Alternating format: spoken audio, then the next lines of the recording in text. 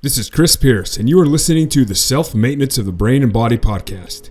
Every week, I'll share with you a simple and easy to implement self-care idea and challenge you to create a positive change in your life.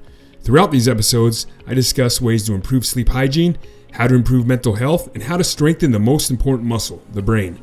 I also dive into nutrition and exercise and discuss evidence-based self-care tips to reduce chronic pain. This is episode 1, Helping Others is Self-Care. In this week's episode, I talk about the neurobiology of volunteering and serving those around you. Caring for others is self-care. Through proactively hunting for daily opportunities to perform an act of service, you can activate a chemical change in the brain that improves your sense of well-being. Think about the last time that you helped someone, or when someone has helped you. How did you feel? I'm sure you felt good inside. Why is this? What happens inside the brain and body when you serve another or are the recipient of service? And why is this automatically wired in our brains to feel good when we volunteer or serve others? Because of neurotransmitters called dopamine, oxytocin, and serotonin, you feel a sense of well-being when serving others. You see, neurotransmitters, they're chemical messengers that transmit signals from one brain cell to another. The functioning of everything within the brain occurs through these neurotransmitters. A safe brain is a happy brain. And you may have heard of the brain-to-gut connection or the brain-to-heart connection. Because of these connections, a safe brain and a happy brain equate to a healthy body. But why is your brain wired to automatically make you feel good when you volunteer? Or what are what some researchers are calling the helper's high?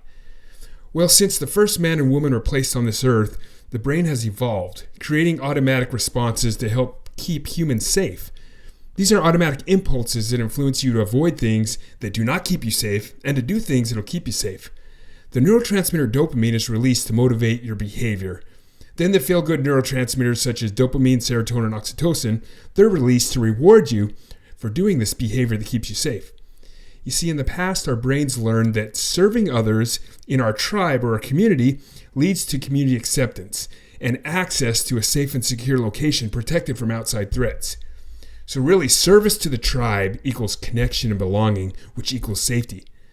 As our brains have evolved through history, this concept has become hardwired in the brain and is now an automatic function of feeling good when we serve those around us.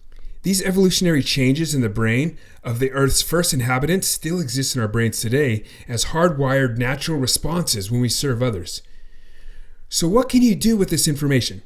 Apply it to improve your sense of well-being. Seek to feel the helper's high daily. There are many ways of serving others. I'll give you some examples. You can go to the website justserve.org and find local service opportunities to volunteer, or just help out others around you who you observe in your daily activities that are in need. You could do something like open the door for someone. Let someone go first in line while you're waiting at the grocery store. Or if you see someone that's struggling, just help them out. You must proactively serve others and plan for it when you wake up. Go on the hunt for acts of kindness and view a daily act of service as a necessity, just like drinking water is. Because when you serve or volunteer, I challenge you to mindfully reflect on how you feel inside and develop a gratitude for service's holistic benefits and begin to feel how it is helping you feel good in the times when you just really need a little extra push. This is the end of this episode. You can learn more about this topic on my website at www.utah23.org. Also, please check out my self-care book titled Self-Health Andragogy, a self-directed learning approach to mental and physical self-care. It's available on Kindle, print copy, and audiobook. You can find links to my website and to this book in the show notes of this podcast. Thanks. We'll see you next week.